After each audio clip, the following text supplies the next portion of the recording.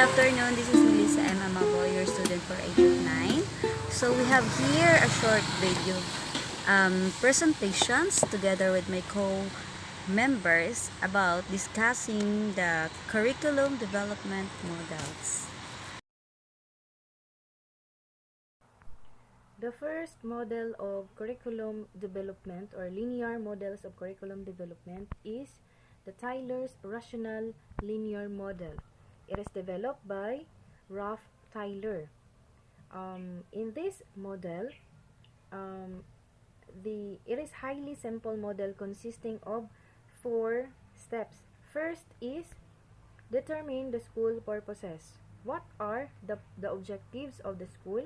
And it has to answer the question, what education purposes should school seek to attain? What kind of graduates that the school desire for his students? Number 2, identify educational experiences related to purpose. It has to answer the question, what educational experience can be provided that are likely to attain this purpose? Number 3, organize the experiences. How can this educational experience be effectively organized? And lastly, evaluate the purposes, or it has to answer the question, how can we determine whether the purposes are being attained or not? So in this type of curriculum model, the administrator here of the school is the one who is responsible of creating the curriculum, and then the teacher will be the implementer of such curriculum towards the students. So that is Tyler's rational linear model. The second model of linear models curriculum development is Taba's grassroots rational model. So in this type of model, the teacher here is not just the implementer of the curriculum, but is the leading individual or involved in the development of this type of curriculum, because the teacher here is the one more than capable of creating the curriculum. And then it is inductive, unlike the first model, because this is a grassroots, meaning from bottom or from the teachers up to the administrators. So the teachers here are the one or the first individual who will develop the curriculum, and then after that they are not just the implementers of this type of curriculum, but is the one who is responsible of styling or developing the curriculum towards the students. That is Hilda Taba's model, or Taba's grassroots rational model.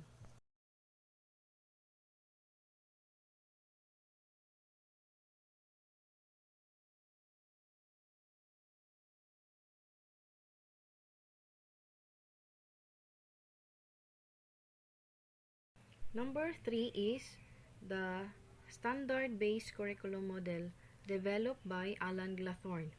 So it is a curriculum that is developed by looking at the standard, district, state, or national, identifying the skills, knowledge, and dispositions that students should demonstrate to meet these standards, and identifying activities that will allow students to reach the goals stated. So in this curriculum model of linear curriculum development, it is focusing on what is the society's needs, and rather than the individual needs. So that is the standard-based curriculum model by Alan Glathorn. Okay, the fourth models of curriculum development is understanding by design model. It is a framework for improving student achievement. So in this type of curriculum development, the students here has the privilege to reveal what they have learned. They are having the chance to explain what they are learning, interpret it, and apply and be assessed by the teacher. So that is understanding by design model. The fifth one is the systematic design model. It recognizes the importance of the teachers and assumes that the learner is just a consumer of content and materials and not active in learning process. That is systematic design model. Okay. The last one is the Mori-Prent model for curriculum. These models prescribe cyclical or continuous process of curriculum. It starts with situational analysis and followed by selection of objectives. Instructional evaluation also included in this type of model. This can be used in any level of curriculum development.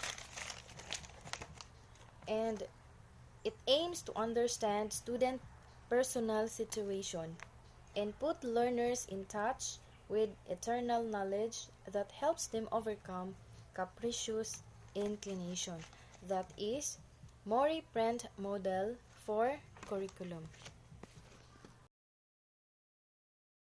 Audrey and Howard Nichols model of curriculum development. So, according to them, the model emphasized the cyclical nature of curriculum development, where it is a continuous process. The model prescribed 5 logical and interdependent stages that are continuous curriculum development process, and the model starts with a situational analysis in which circular division are followed by the selection of objectives, selection and organization of content, selection and organization of methods, and evaluation.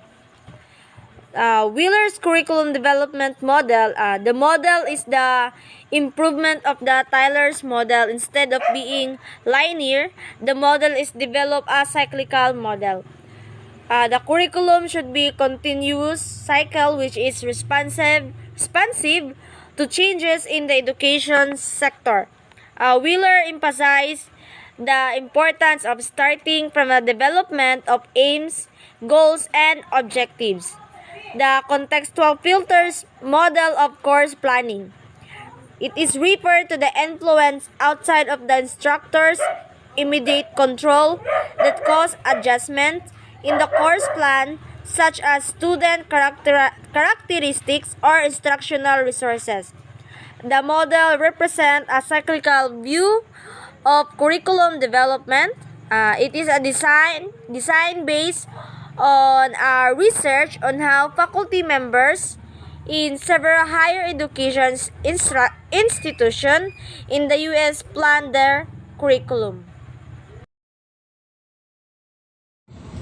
Now, as my part, I will explain the dynamic modules of curriculum development. The first dynamic modules of curriculum development is Walker model of curriculum development.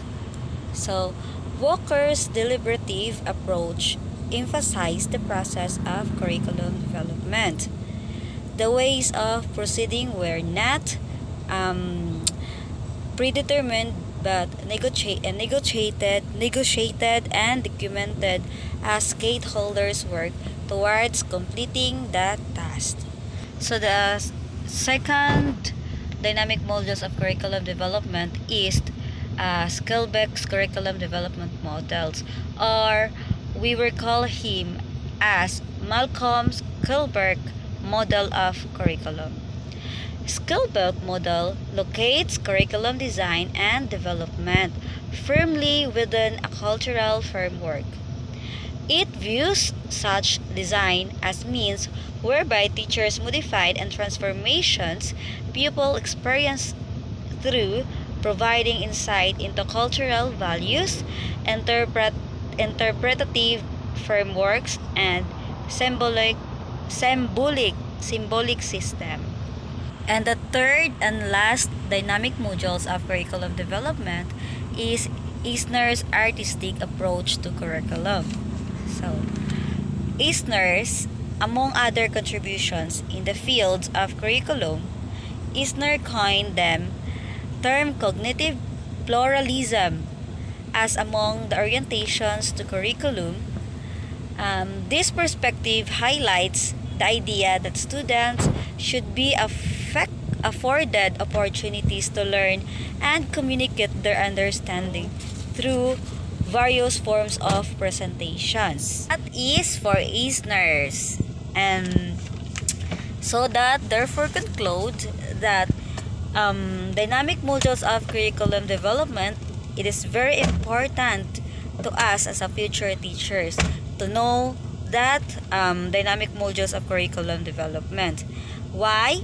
Because these curriculum models provide a structure for teachers to systematically and transparently map out the rationale for the use of particular teaching, learning, and assessment approaches in the classroom, and are regarded as an effective and essential framework for a successful teachers.